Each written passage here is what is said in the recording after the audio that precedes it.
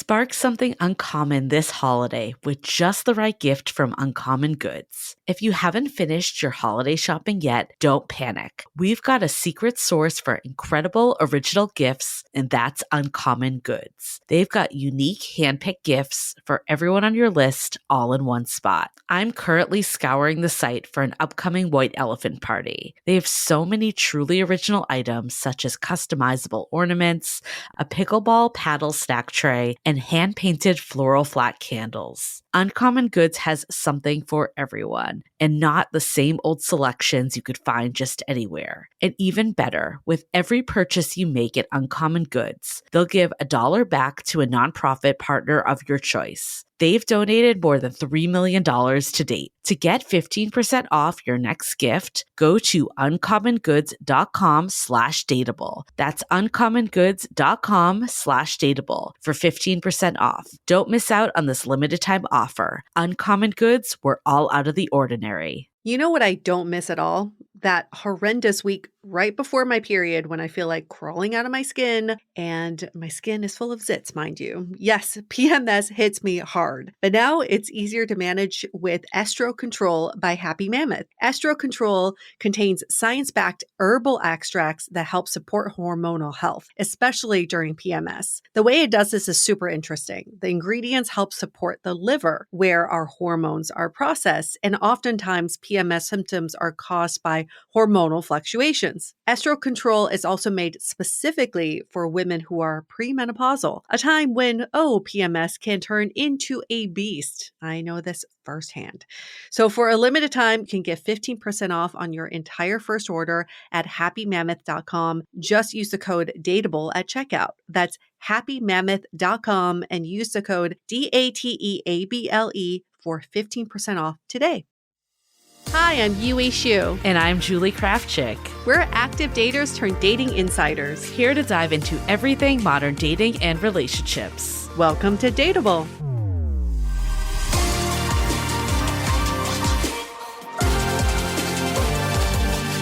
Hello, friends. Welcome back to another episode of Dateable. Are you keeping cozy, Julie? I am. We are in fall. I cannot believe it's Thanksgiving already. It doesn't feel like every year, November, I'm always like, it doesn't feel like it's Thanksgiving. Yeah, it was fun doing like our pre-Thanksgiving get together in LA. Yeah, in Orange County. In Orange County. The most festive place on earth. Yeah. And now we're in the season. And what are you doing for Thanksgiving this year? Hang out with my parents. We are just going to eat. I want to do a turkey trot. I've never done a turkey trot ever. Have you ever done one? Yeah, like a 5K. Yeah. Like people dress up, right? It's festive. Okay. Yeah. That's my goal. What are you going to do? Nice. I'm staying local, which will be good. I'm just going to a friend's house and it's like 5 of us. So not a big thing either, which will be really nice. I still remember the Friendsgiving that we had at our mutual friend's house. That was still one of like the best Friendsgivings I've been to. I love Thanksgiving when it's like just chill. Like I like going home for the holidays. I think this year, especially with just traveling from Italy, I was like, I need to just chill and like not travel really outside of going to LA, but that's like an hour flight. So it's a little different. I do have good fond memories of the times when it was just laid back because it's, I don't know, just like all the holiday travel stress is not there. Not to say that I don't enjoy going back home. I absolutely do. I typically alternate every other year. It's so hard to make that flight though around this time of the year. The airports are packed. People are grumpy. They're like trying to get home. Traveling this time of the year is such a nightmare. Yeah. It is nice though. I don't know. There is something like nice to be with family for the holidays too. For sure. Yeah. But for sure. I guess whatever people's plans are, we hope that you have a great holiday. I think like dating, there's no one right way to do the Thanksgiving. I still remember last year for Thanksgiving, my parents and I did a brunch. I remember there was a couple on a first date. Oh yeah. I remember you talking about this. I still remember that. Like, that's interesting. That's an interesting way to spend Thanksgiving, but they had fun. I mean, I guess if like you're both transplants, you don't have friends in the area, or I guess if you're doing a brunch, you could always be doing a dinner with people later too. Yeah, that's true. But first date...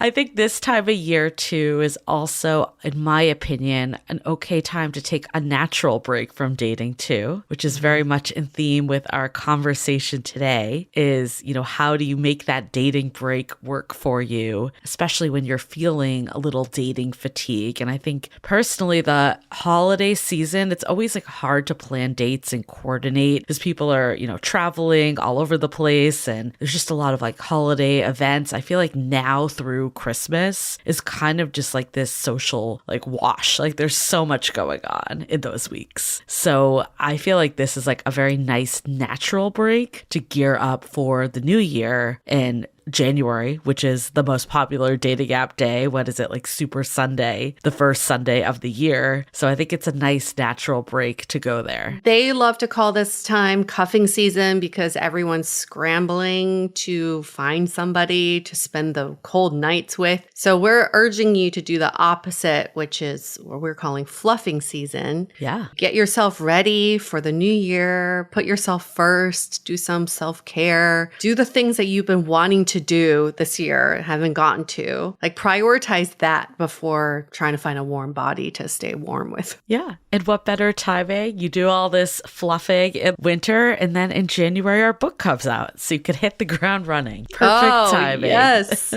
It's like surreal to think about how long we've waited for this book to come out. And now it's just around the corner. Like we're ready, but also not ready. Yeah. And Yue and I have been hard at work doing the audiobook reading, which has been actually a lot of fun, I thought. I think I was like a little nervous about it. We've heard from even podcast hosts that it's very different than doing a podcast. Mm-hmm. And I was definitely like, I've never done this before. I'm not really sure how to do it. And I mean, I think our producer, we'll give her a shout out, Erica, has been really wonderful in, balancing the line of pushing us, but then also like, making it that we feel comfortable and good to go. So she's been doing a stellar job there. And, I just had more fun with it than I was expecting. Good to hear. I think Erica has been so supportive. I was trying to describe the process last night to a friend, and I find it very inherently awkward because it's so counter to how I would read a book. So when I read a book, not out loud, every sentence is a discovery, right? By the end of that sentence, you have accomplished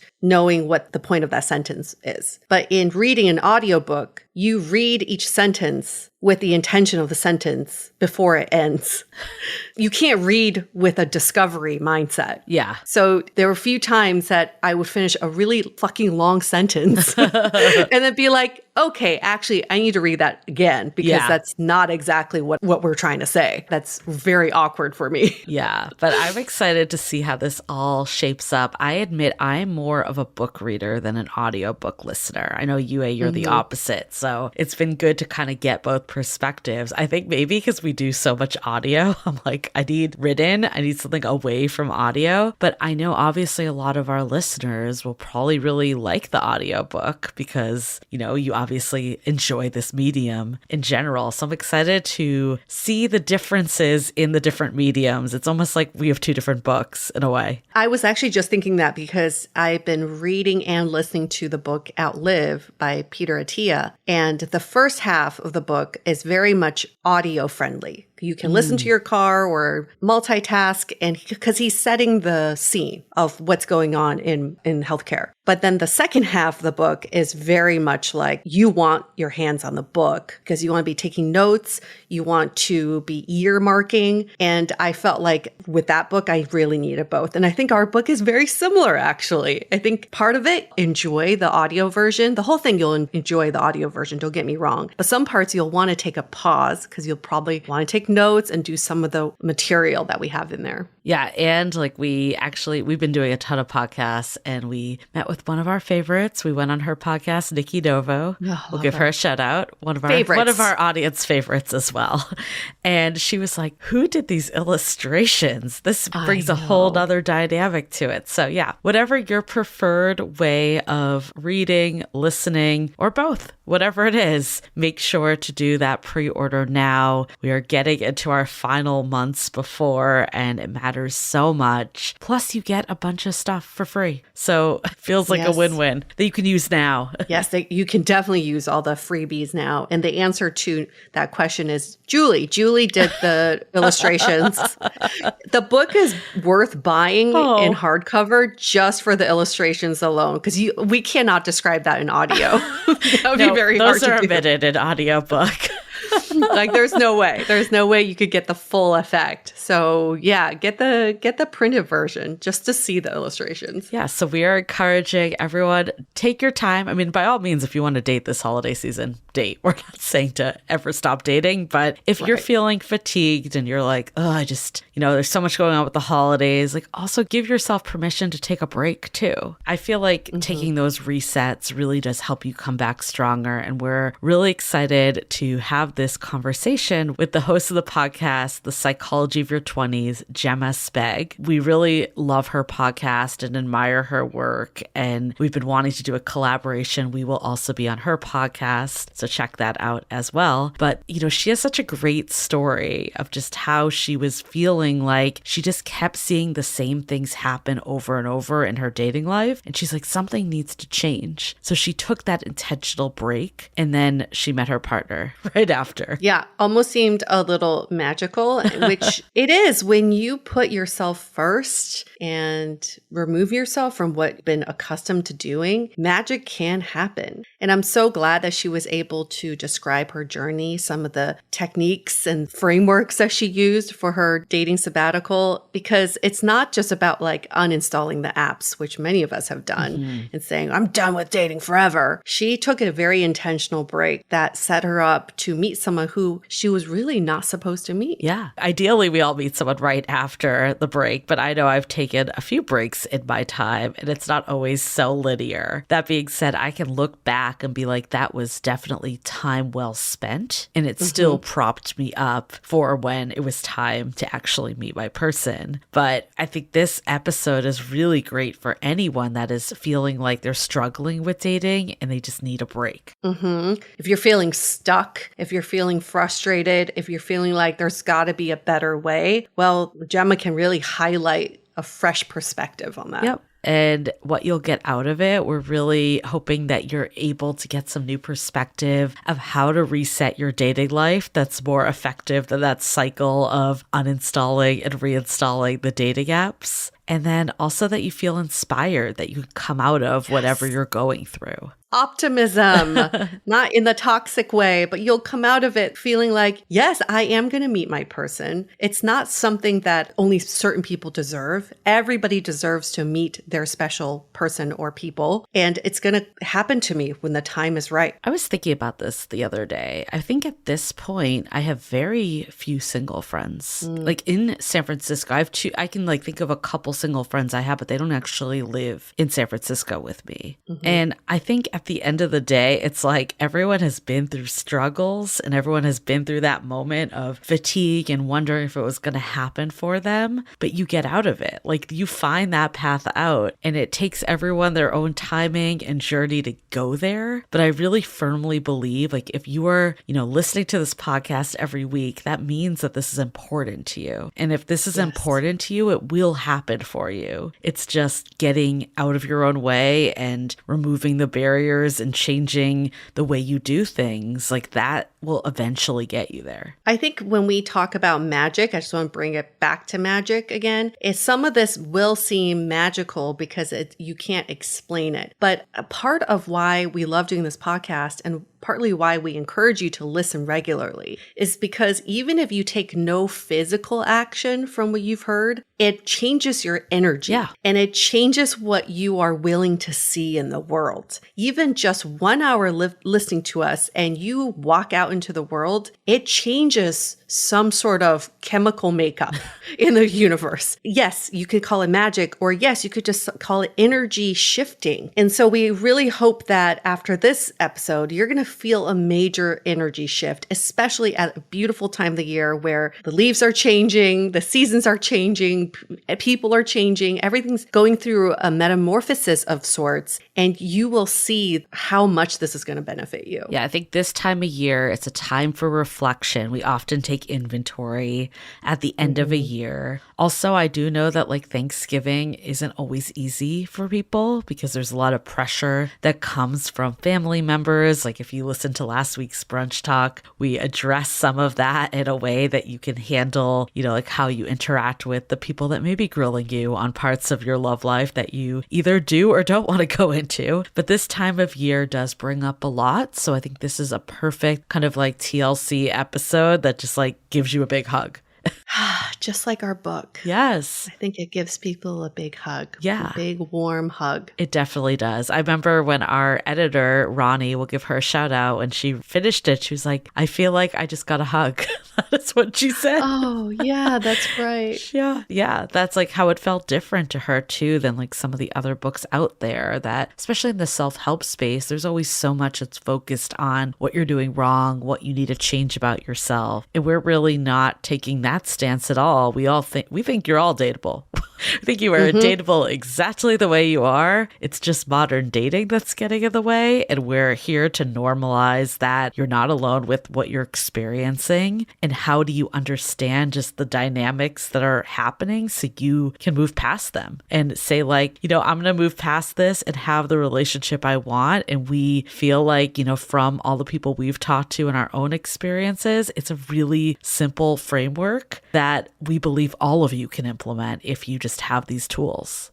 For so long, people always say like, I don't have dating figured out. Nobody has dating figured out. And we were saying that for a long time too. It's true. Nobody has dating figured out because you don't need to figure out dating in order to have the love life that you want. Our book, we figured it out. We figured a way out. Yes. Of modern dating, not a way in, and how to trick the system and hack this and the little like shortcuts you can do. That's what people mean when they say, oh, they want to figure it out. They're trying to figure out the system. Yep. Fuck the system. Yeah. Oh my God.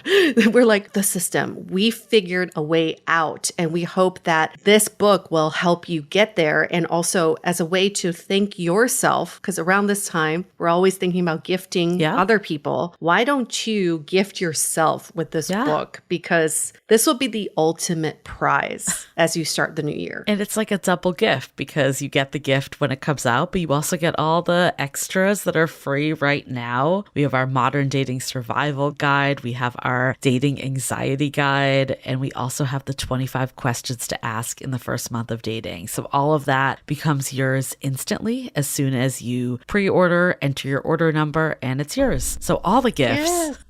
Yes. It's such a great way. It's such a great way for us to show you our appreciation. So we hope you'll accept our gift to you. Yep. So howtobedateable.com. And also make sure that you are on our mailing list and looking for emails because we all know Black Friday, Cyber Monday, this time of year, we have some stuff that up our sleeves that we're going to be sending out. So make sure to pay attention and see what comes your way and get all the gifts. All the gifts. 100% off the free stuff.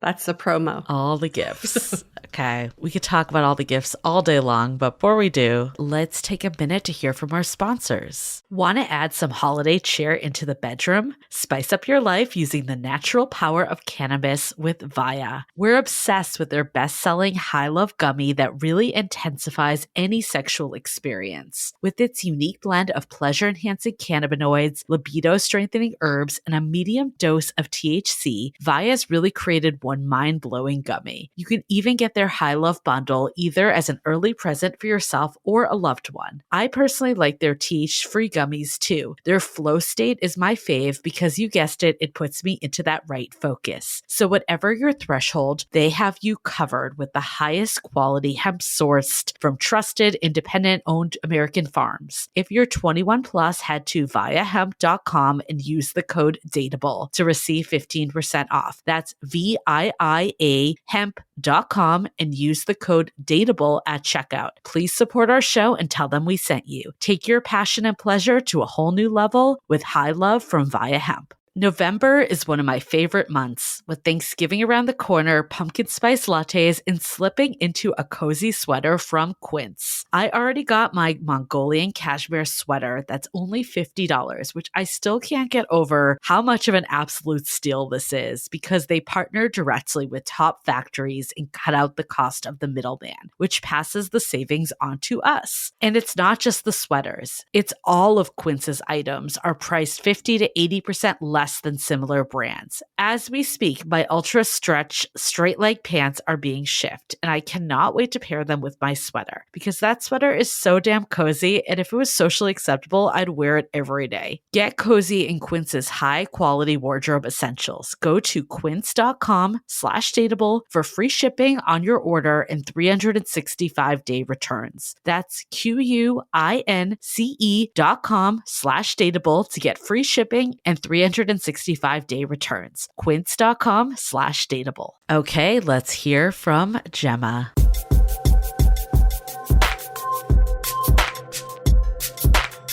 We love having fellow podcasters on the show. It's just so much fun. And we already had a whole conversation before we start pressing record. But we've got Jemma here, the host of Psychology of Your 20s, to talk about dating fatigue. And you experienced this quite deeply, but you also came out on the other side with a newfound respect and appreciation for dating, and you found a partner. So we want to hear about your journey through all of that. But Jemma, welcome to Dateable. Thank you so much for having me. I'm so excited to be here. We're so excited to get into this with you. Let's hear your own story of how you took that dating break and it ended up being that reset that you needed. So maybe take us back to that time. Mm-hmm. What was going on in your dating life that was making you feel so fatigued? I had just moved to Sydney. I'd just gotten out of this terrible situationship, and then I found myself in another situationship shortly afterwards. So a double whammy. I was in Sydney, I just moved here, and I feel like when you move to a new city and you're not dating, the one thing you're excited to do is just to date. Mm-hmm. You know, it's a whole new pool of people that you haven't seen on the apps 20 freaking times before, you know, all of these things. I was like, I'm excited, I'm ready, and I went at it. I was dating up a storm, but I think the problem was that I had no idea what I actually wanted. You know, loosely, I imagined that I wanted a boyfriend, I wanted a long-term relationship. I hadn't quite learnt that lesson yet. I'm not someone who can casually date. Like, it's just not in my DNA, but it was just this string of ghosting, and then, you know, we'd go on 3 dates, it looked really promising, and then it would fizzle. You know, go on 1 date and it was just really boring and it was just exhausting and everything just felt like such an effort. I think something that a lot of people can relate to was I would download the apps one day and then delete them the next. Mm-hmm. Oh, yeah. And then be like, I'm going to swear off these for the next 6 months, right? Yeah. Yep. Like, I'm just not going to do this. And then 3 weeks later, I'd be like, oh, but where's the dopamine? Wait, like, what if someone new has joined? Like, am I missing out? I found myself in another situationship because I was just like, oh, you know, you seem almost perfect, but the part where you want to date me isn't there. That's fine. We'll find that later. And after that, I was like, okay, we need to seriously reconsider how we're approaching this. So I did this huge dating detox. And then I was in Bali and all my friends had these traumatic breakups. They're all on Hinge. They're all on the dating apps. And I was like, I could get a piece of that. It's been 6-7 months, you know. I was like, I just kind of want to get laid. You know, it's been a little while. And I met the first person I matched with who wasn't even in Bali, let alone in the state where I was living in Australia. First match, and we've been together for like 2 years now. Mm-hmm. So I didn't end up seeing anyone in Bali. You know, I don't think people often have meet cutes on the dating apps, but I'm proud of our story, which was that re-downloaded the apps. The first person kind of put it aside for a bit. He had already seen me come up. First person I saw was him, and my algorithm had actually glitched. So obviously previously when I downloaded Hinge, my previous settings were for Sydney, and I'd set them for Bali when I'd first re-downloaded it, but someone got through. Some random person, which is my now boyfriend. And the strange thing was I live in Newtown in Sydney. Your Australian listeners will know that's like a really fun place to live. He's from a whole different part of Australia. He's from Wollongong. And he just happened to be in Newtown that night for like a pub crawl situation. So it was kind of like, it wasn't meant to happen, but it happened. And I just went into it as well with a completely new mindset. Oh, we're going to go into all of it. And we're definitely going to circle back to, you know, meeting your now partner. But I want to go back to the dating burnout that was going on for you.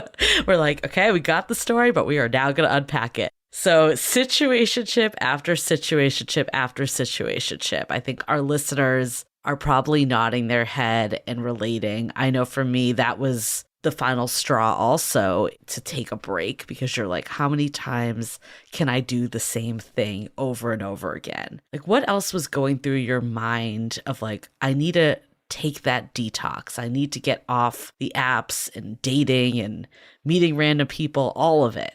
I just wasn't putting any time into my own life. You know, I'd have an empty night, I'd have spare time, and I'd be like, dating, I should go on a date with someone. And my emotions became entirely hitched to, and it's going to seem like a weird word, but like my performance on dates, my performance on the apps. And it was really quite just soul destroying and exhausting. I also just had this sense, and I don't know why, but I really had this sense that was like, the next person I meet is hopefully going to be the one. And so why not take full advantage of the aspects of being single that don't have to do with dating? So being able to really put time into my friendships, which I'm so glad I did. Being able to just travel. A lot of people, I think, like, we really want a relationship, and then you get one and you do realize that it is actually a series of compromises.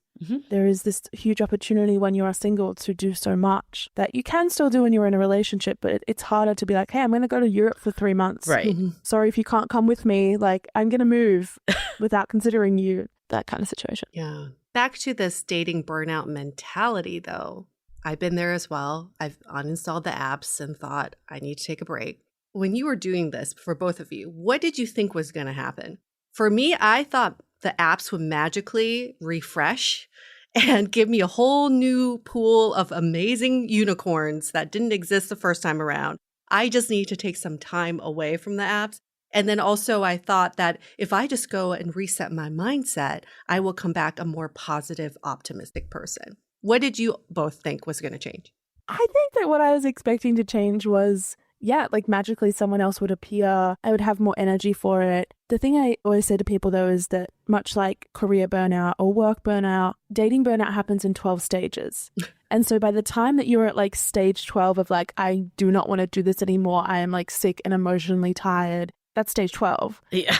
You're there. So when you delete the apps, you maybe only go back like 2 to 3 stages. You might go back to like stage 10 or stage 9, where you have a second wind, or where you feel like you've somewhat rested, but you still aren't fully back to who you want to be. And that's what I was finding, was I'd be like, oh yeah, I'm not burnt out anymore. It's like, no, recovering from burnout is like a year-long process for dating as well. I mean, mine, I feel like ended up being like at least a year when I took the time off dating. And this came after a tumultuous breakup. Yue remembers that is like, oh yeah, I met you like within some of this time.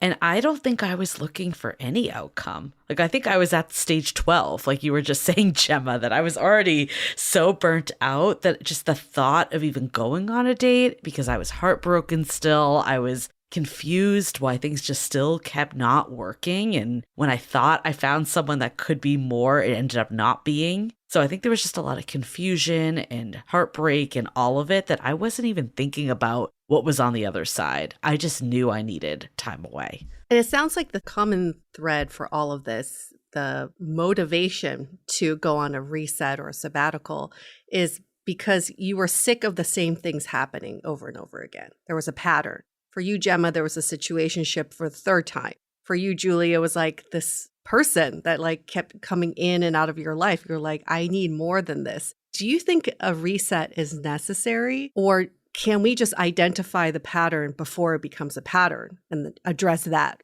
versus like going on a full reset? Jemma, what do you think? It's interesting because there's this saying of like, you can't heal in the same environment that hurt you. So I do think that there is that necessary level of distance. I think there's 2 situations here. You're listening to this episode, you've arrived at this stage already burnt out, in which case the reset is necessary. But if you have just returned from a reset, or you feel actually quite invigorated and excited for dating, then you can put in those like preventative, protective measures. Maybe that's limiting to how many people you're allowed to be actively dating at any one time, limiting when you're allowed to be on the apps. I actually have a friend who has Tinder on her laptop. So it's only when she's on her laptop, like... So there's a desktop version of I didn't even know apps? that. Yeah. I had no idea. Yeah. That's so Wait, how do you swipe?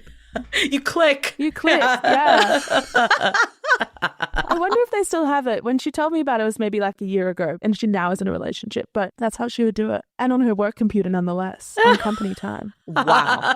She's like, I really need to limit how many times I'm doing this. Get paid to date. Yes. I'm curious, Jemma, what you were saying about like the 12 stages. Do you have like concrete stages, or is that more just like a estimate? Oh my gosh, no, there is concrete stages. So they were created by this German who was examining burnout in the workplace. Okay. Yeah, so some of those stages are withdrawal, so withdrawing from your friends, from your work, from your family, feeling of emptiness. Then there is a stage where you really start to notice physical symptoms as well of exhaustion. There's like a couple other stages where you start to feel quite apathetic. Of like, oh, I just don't even care.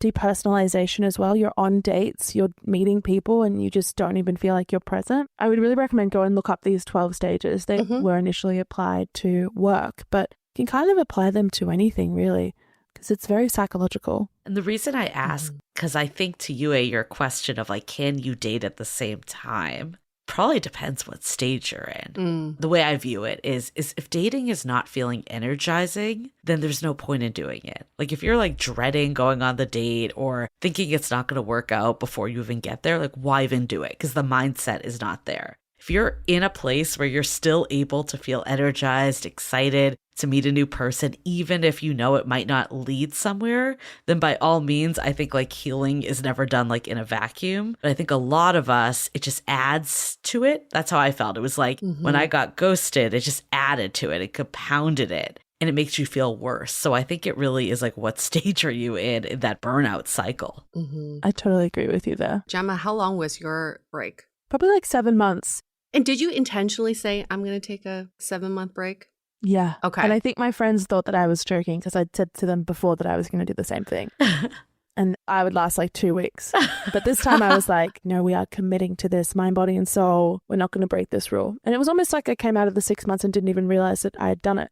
And was like, oh, I guess I can start dating again if I want. So what did that look like for the parameter? Because I think mine was maybe like a little less intentional. It was like the state of where I was, where it sounds like yours was like, you're like, I'm going to make this 6-month container and like have this time that I reset. Were there ground rules for you? Like what was off limits? What was part of it? Walk us through it. One big question I always get about it was like, what if you met the one? What if suddenly someone walked into your life and they were Prince Charming and they were everything you ever wanted? And I was like, I would still not date them. Okay. Right. Because it wasn't just like I'm abstaining from dating because it's exhausting. It was also, this is a really sacred time that I need in my life because I have spent, the first 7-8 years of my adult life either falling in love, being in love, or heartbroken. And there has been nothing in between that. And it was just this really nice space. So my rules were no dates, just no dates at all. No dating apps.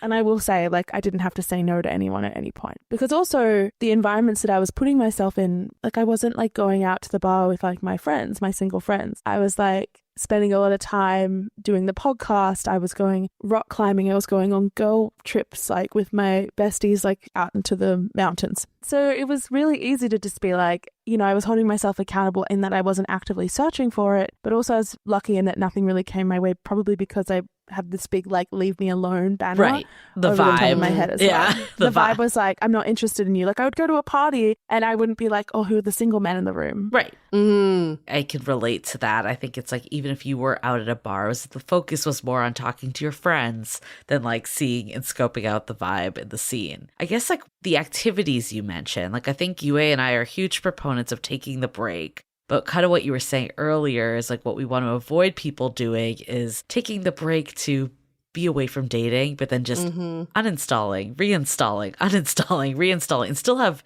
dating occupy all your time and energy when you're not actually dating. I guess for you, what activities did you turn to and why? How did they fuel your soul? I'm the biggest fan of a hobby, and I feel every person needs at least 3 or 4 hobbies. If you're not in a relationship, you're not working really, really hard and you're not fulfilling that, especially if you're someone who is single, right? You don't have kids, you don't have any things like that. It's just such a valuable time to really put energy back into things that feed your soul. So a big way that I knew that I was going to stay committed to this abstinence period was I really dove in deep and committed to doing my hobbies regularly. So I booked like a 6-week art course that I did 2 of them. So 12 weeks every Tuesday, there was nothing happening on that day other than I was going to this art course, and I got really into my boxing. And at the time, like the podcast was slowly growing. So that was like taking in a lot of my effort. I think sometimes we can feel like dating is a project. So replace that project with something that is 100% going to give back to you, like to do with your career, like to do with maybe your spiritual growth or a health journey. And you find that all that energy you would have otherwise put into someone else. And do they like me? Do they not? Spending hours getting ready for dates, thinking about them. You suddenly have all this free time, and seeing that as an opportunity is like a great way to be excited to be single and to be in that dating detox phase. I'm so with you on the hobbies. When I was listening to your hobbies episode, I was like, yes, yes, yes. Because you also talk about hobbies being something active instead of just kind of passive. And you gave this a great example of, do you consider watching movies a hobby? Mm-hmm. And if you say yes, then you probably prefer like more passive hobbies, but you yourself like active hobbies. And I think it's the same thing of when you're taking this reset, you want to be participating in something active, not distracting you like the passive scrolling or shopping or, you know, the things that like don't use your mind and you're not working towards something. There's something very productive about like an active participatory hobby. What was like your favorite one that you really dove into? Oh, and I still do it. I also did like a ceramics course. Ooh, that sounds amazing. Cool. It's so fun. Genuinely, I have like, and I still continue. There's like a big pile of Christmas ceramics gifts like right next to me. I just feel like you're right. The more active and mental or physical or creative a hobby is, the more likely you are to get into this flow state. Like a flow state is my favorite state to ever be in. And it's so rare that we find that. And I don't think you can get into a flow state on dating apps. Mm-hmm. Dating is not a hobby. I mean, it's interesting that you said that you felt like dating was becoming your hobby, like before this reset, that so much time was being taken there. And we do see this with a lot of people that we talk to. Very common. And, you know, of course, if things aren't going your way, that's just continuing that burnout cycle. Mm-hmm. I feel like Yue, like with you, like tennis was like your big thing post breakup. And it was a way to obviously like clear your mind, but also just get that like energy back, like that you want to radiate out. So it's like, one, it gives you something to talk about on dates when you start dating again. But it's also like the vibe and fulfillment that you can find outside of dating. That's really important when you actually do go back into the dating world. But I want to make it clear that don't do it just to fill time while you're on your reset. No. And then you say, okay, now I'm ready to date. And then you ditch all your hobbies. Like Right. we see this happening. Like people are just trying to fill their time. So Jemma, how are you able to distinguish the two? Like when you got back into dating, you still had all the things that were, you know, feeding your soul. Yeah, I think because I made them non-negotiables for myself. Mm. And it was also a way of really listening to my body and my mind. You know, when you eat something and you can just tell that it's not nice and so you don't eat that again, like you eat some weird chicken and then you don't want to eat chicken for a while. Yeah. I was like, okay, so when I sacrifice my hobbies to go on dates, when I sacrifice these classes, when I let this take over my time, it's like bad chicken and I feel worse. So I need to listen to my body and realize that why would I be actively doing the thing that makes me feel worse? That's like self-sabotage to a T. You almost don't want to do it. And that was really something that when I went into dating again, I will say I met like my now partner so quickly, and that is not a promise. It's not going to happen to everyone, but the way that I started dating him was so different to the way I had dated previously, where I was like, I really like my life now. Yeah. I love my life. This is fun. Like I am really enjoying this. I do so much fun stuff. I'm really cool. Have all these cool friends, and I don't know who you are yet. And I know these things are great, so I'm not going to let you come in, and I'm not going to allow you to bulldoze this, you know, through my own obsession. And it was something I really knew about myself, was that I meet someone who I really like and I'm like, great, so we're going to hang out every single day this week and we're going to have zero boundaries. And yeah, don't worry if I have to cancel plans. Don't worry if I have to not go to the gym, not do the things I love. You're the thing I like now. And I really was like, we're not letting that happen again, because that's how you just lose yourself in relationships. I don't know if that was your experience as well. Oh, 100%. I think the biggest thing, like, of having, dating be a part of your life, but not have your life revolve around dating is huge. And, setting that boundary of just, that is the best time to find someone too, is like when you're happy and you have a lot going on. I think in terms of like the dating break, there's one side of like finding yourself again. That's really important, and building up that life. The other side that we touched upon earlier is like reflecting of these patterns and what is it that you were doing before and where do you want to go? Can you kind of tell us about that side of your break, Jemma? Yeah, because it was a massive part of it, actually. There was a lot of journaling. There was a lot of, actually, I think, accountability around these previous relationships. I can't just blame the guy. Yes, they may have done bad things. They may not have treated me well, but these were things that I saw early on that I chose to sweep under the rug. These were things that I knew I didn't like in a partner, and yet I was like okay to tolerate. And of course, we're not talking about anything abusive here. It was more like, why do I keep dating people who don't have any ambition when I know I'm really ambitious? Like, that's not their fault. They're just who they are. But I'm coming into it being like, why aren't you different for me? Of course, the relationship isn't going to work. Why am I dating people who don't want commitment when that's something that I want? I'm setting us both up to fail. And I remember I had a list. Nearing like at some point during this period, I made this list of, when I start dating again, here are 10 things that I absolutely want. And I remember saying to a friend, if you can't choose 5 things that you are selective about, you are going to settle. It's actually better to have more things that you are really certain of and that are non-negotiables for you than less. Because people who can't even think of, 1 or 2 things that they would really want in a partner, it's like they're there. You're just maybe a bit insecure about the idea that they wouldn't want you if you didn't want them, or that you're going to have too high standards. So I had this list that I was very firm and clear on. And I remember being like, okay, when I start dating again, every person who comes into my life, it's almost like a job application. If you don't meet these things, I just kind of know it isn't going to work. So let me save myself the pain. Some of them were, must be looking for commitment. I love it. Yeah. I had the same one. The must be looking for commitment. It feels like the bare minimum, yet so many times I know. we don't hold ourselves up for that one. What else was on your list, Julie? I think the first time I did the dating break, I realized like what I wanted a partnership to feel like more. I had a list actually, but I had like 50 things and I had a lot of superficial things on there too.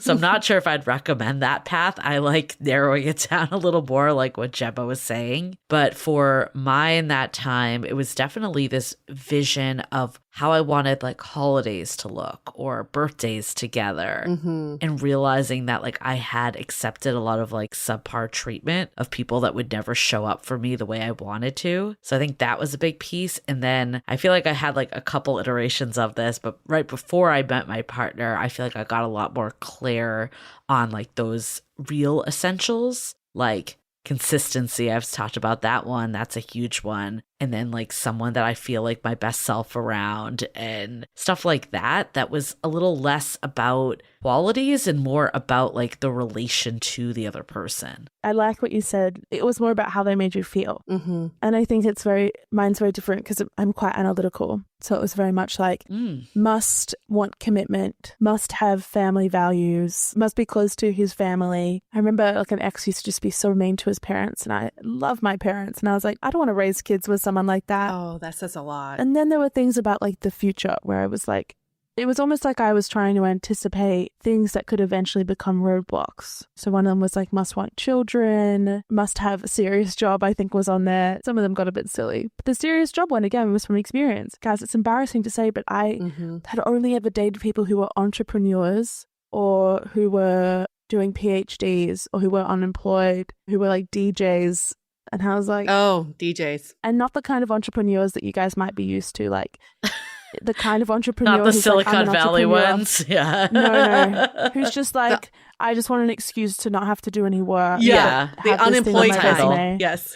I mean, I'm obviously not going to give away too much, but we have in our book a perfect partner equation. And I think it does kind of summarize a bunch of those. There's, 3 parts to it, which is fundamentals. And like, I look at like, I need someone that has a job, that is a fundamental for you because it's getting to like a deeper root of like, I want someone that is motivated or someone with stability. Like there's always something a little deeper of like what that means for you. And then the feelings part, that how do you actually want to feel around this person? And then the future side of you can't have like wildly off futures. Of course, there's a lot that's still TBD as your relationship unfolds. But like you were saying, Jemma, like if you know you want kids, why be with someone where it's like a constant uphill battle if that's not what they want? 100%. And it's also just kind of like the mentality of you're either dating for marriage or you're dating for a breakup. It really stuck with me at that point because I was like, all these people I was dating, I didn't want to marry them. I didn't want them in my future. And yet I let them take control of my present in so many ways. That was very painful to realize that. Oh, how did you come to that realization? Yeah. The reason I came to the realization was because I looked back at my dating history and was like, every single one of these people is exactly the same. To the point where 2 of them actually lived in the same house at different times. And it was like a rental. And one of them had lived there like a year prior. They were like the previous tenant. That had nothing to do with who they were, but it was one of those things where I was like, wow, that's really similar. What else is similar about them? Oh, like none of these guys really have friends. None of them really have ambition. None of them really treat me that well. None of it, like there was just a whole pattern where I was like, I'm dating the same person over and over again and expecting a different outcome.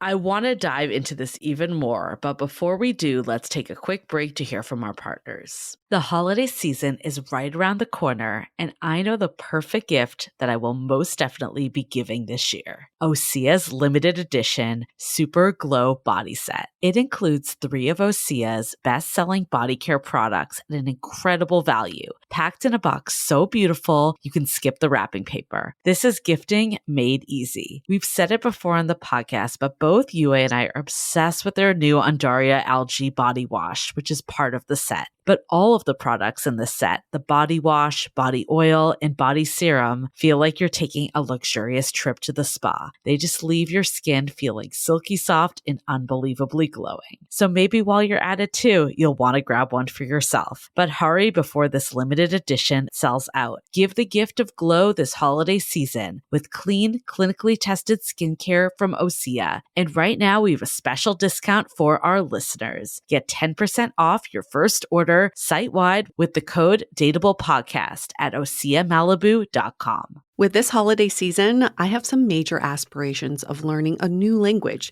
so I can be better prepped when I travel internationally next year. I feel like being able to speak the language in the country I'm visiting can open doors to meaningful conversations and better cultural appreciation. I mean, how else am I going to get the lowdown on how people date locally? And now with Rosetta Stone, the most trusted language learning program, I can make those new language dreams a reality. Available on desktop or as an app, Rosetta Stone truly immerses you in the language you want to learn. For example, there are no English translations, so you really have to learn to speak, listen, and think in that language, allowing for fast language acquisition. And the built-in true accent feature gives you feedback on your pronunciation, just like having a personal trainer for your accent. Don't put off learning that language. There's no better time than right now to get started. For a limited time, Dateable listeners can get Rosetta Stone's lifetime membership holiday special. This offer will not last long. Visit rosettastone.com/today. That's unlimited access to 25 language courses for the rest of your life. Redeem your holiday offer at rosettastone.com/today today for yourself or as a gift that keeps giving.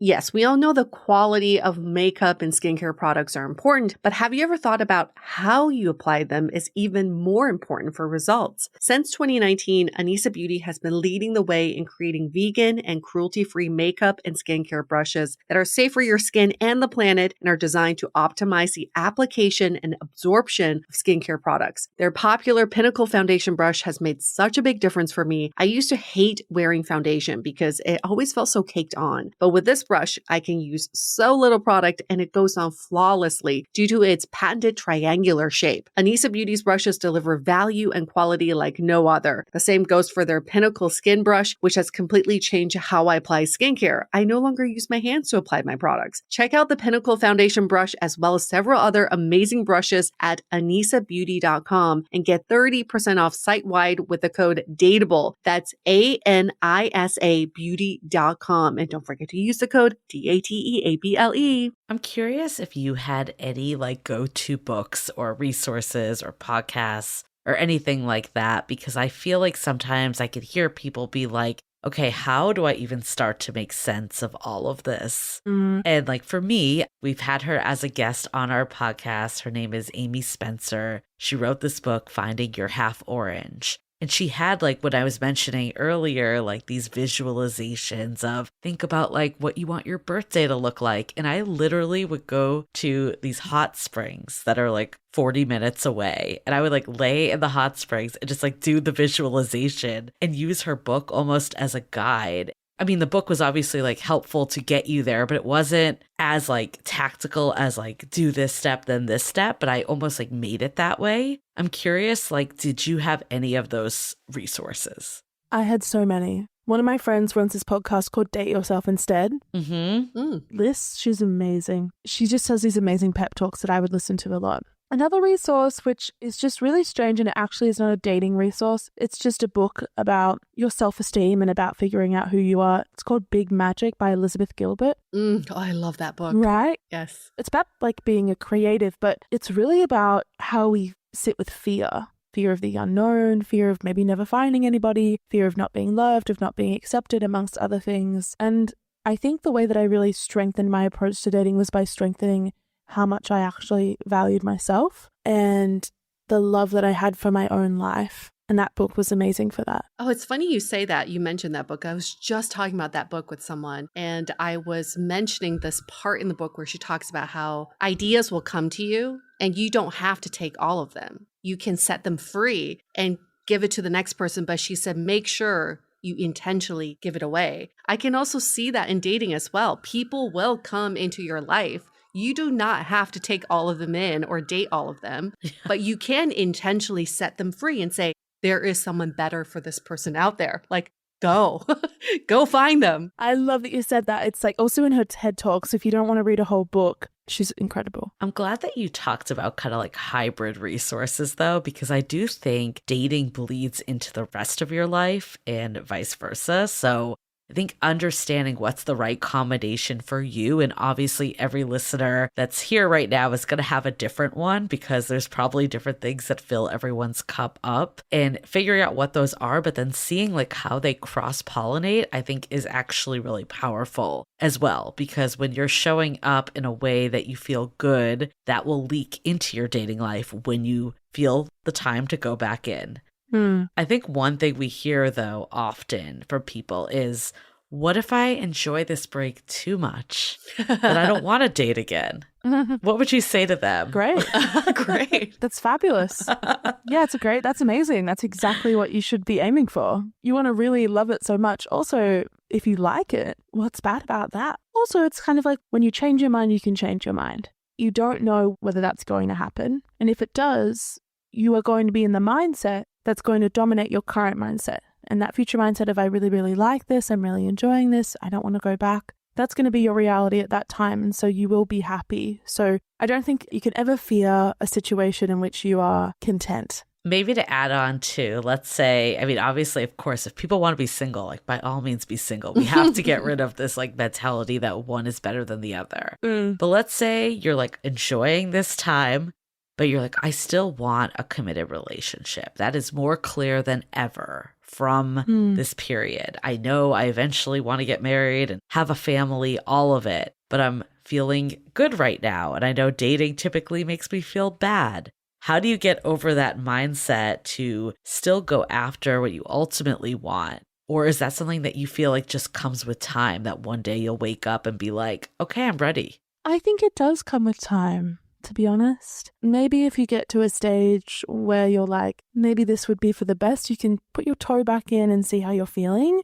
people can disagree with me, but I do just think it comes with time. I do just think the further you get into it, maybe one day your attitude changes. Maybe you're bored of your current situation. You can take everything that you've learned and move back into the dating realm. I also feel like you'll be excited to see how you'll react now. I think that was for me. I didn't have like a set like time end on mine. I wasn't like consciously I'm going to do 1 year, but there was a period that I'm just like, I want to meet people again. Like I'm excited to see like who's out there. And it was more of that excitement again over the fears or how heartbroken I was or how terrible dating was. It seemed like that was overarching. And I think once you're feeling that way, like keep following it. I think there is a fear that like I just won't ever feel that way. But I think that people could feel like that's alleviated because it does just kind of happen. I know that sounds vague to people that aren't in it, but it always does, doesn't it? Yeah. And there's also a big difference between being intentionally single and then just like not actively looking. Like you can't just be not actively on the apps or going into a bar and being like, who are the single men in here? But you can be so open to meeting people. It all goes back to energy. And if it's like, oh, I'm really enjoying this life I've built for myself during this sabbatical, I'm going to keep living this life, but slowly open up my energy to meeting people and potentially dating someone. But it's not all consuming. And I think that's what I've learned in my resets is like, dating doesn't have to be so overwhelming and all consuming, and that everywhere I go, everywhere I look, there could be a potential partner there for me. I don't need to think that way. It's like I can be in a position of just attracting what is right and what is meant for me. Absolutely. So I'm curious, Jemma. So you mentioned earlier that you realized that you do not like casual dating. And that was something that came out in this break. How did you come to that realization? And also, how did that impact like when you did go back on the apps and then met your now boyfriend?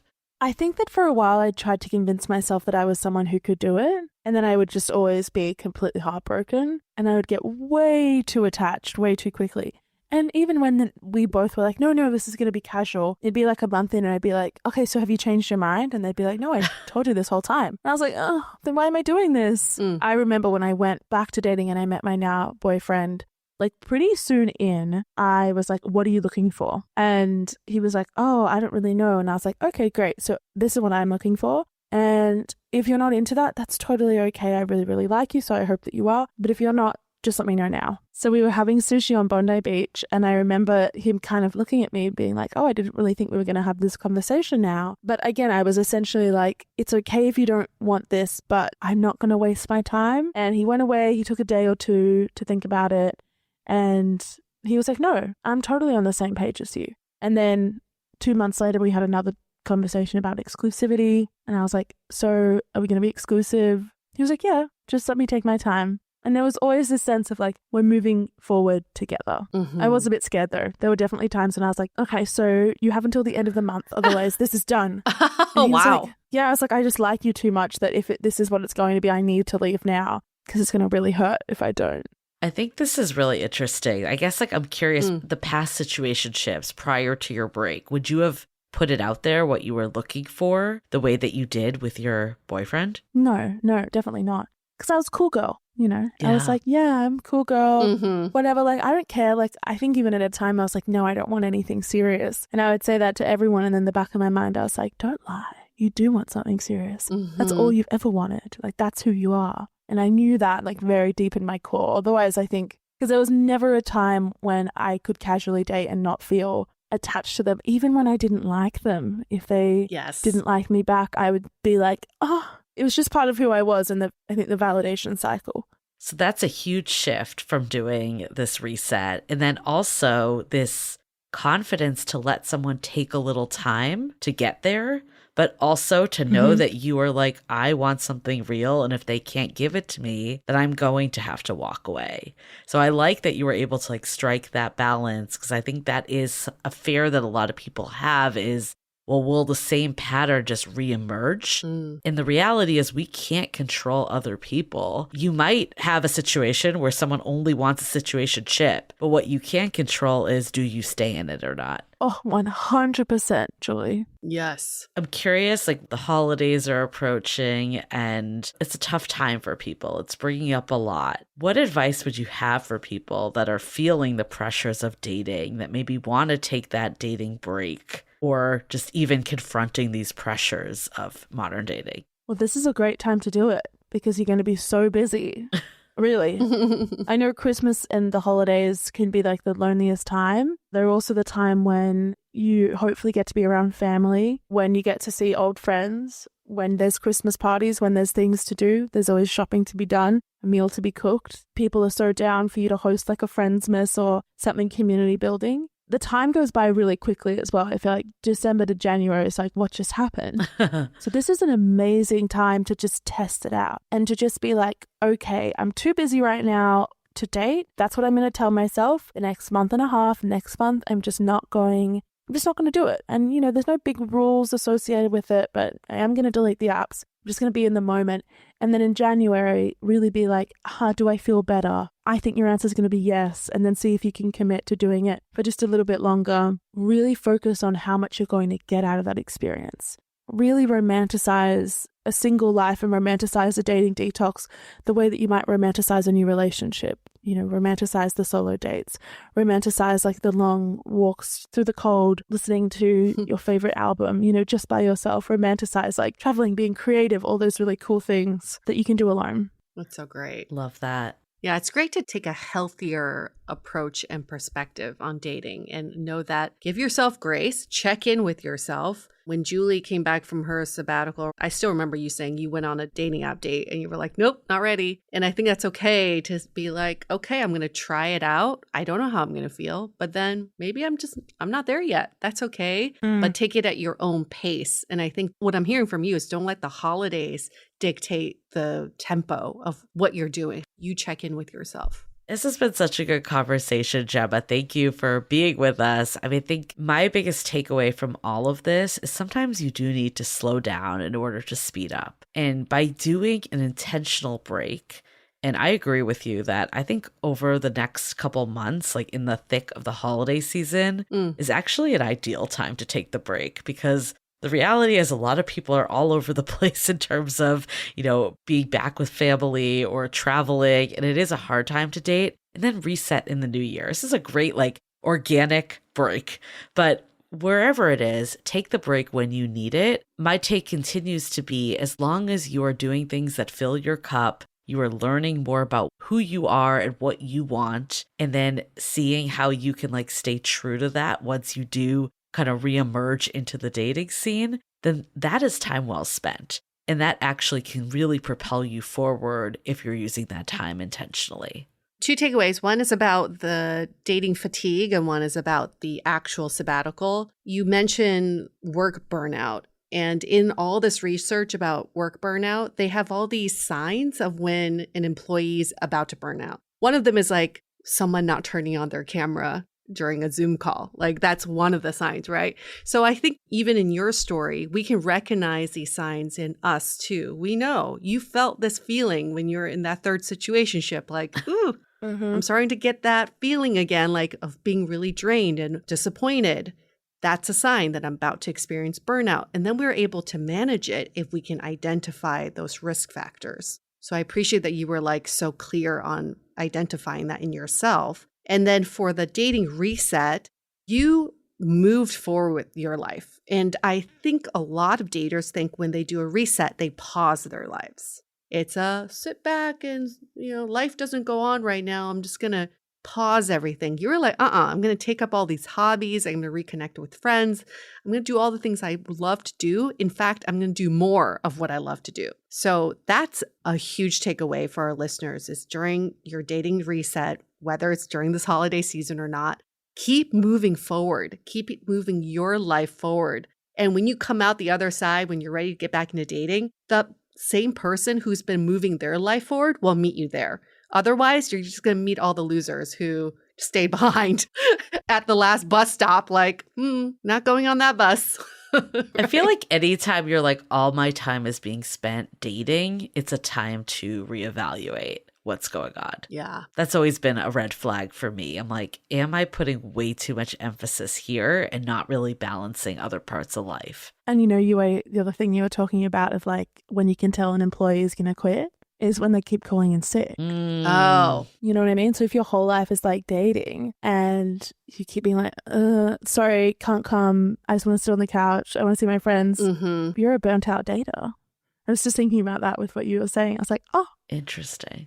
So look for the signs. I like that. We don't ever talk about the signs of dating fatigue. I think that's something that we should think about and put together of like, how do those 12 stages show up in dating? And how can you check in of what stage you're in and then, get ahead of it or take that time if you need it? Well, wonderful conversation. Thanks for telling us this very honest journey you had. So great that you're in this healthy partnership now. But like, that's not what we're celebrating here. We're celebrating how you got here, which is really the moral of the story. If people want to learn more about you and your journey and your podcast, where can they find you? So I'm Jemma Sbeg. I'm the host of The Psychology of Your 20s.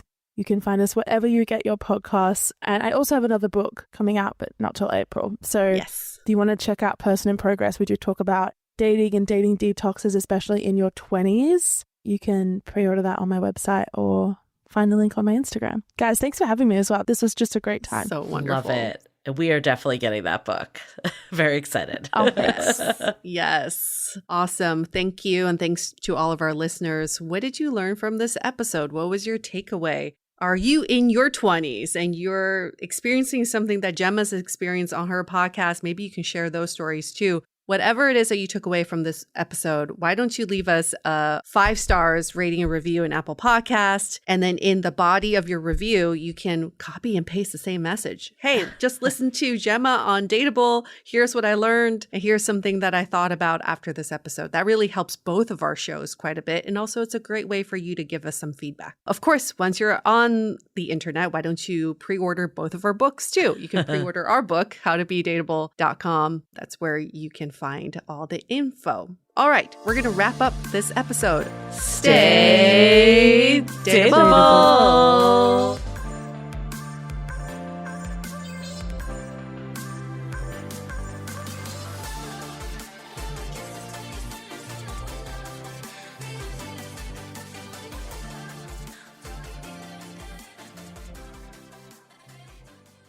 How do you feel when you switch to Geico and save on your car insurance? It's like going to work on one Thursday morning and thinking to yourself, just one more day until Friday. But then somebody in the elevator says, Happy Friday! Then you check your phone quickly and discover today is actually Friday. So yes, Happy Friday, random stranger in the elevator. Happy Friday indeed. Yep, switching and saving with Geico feels just like that. Get more with Geico.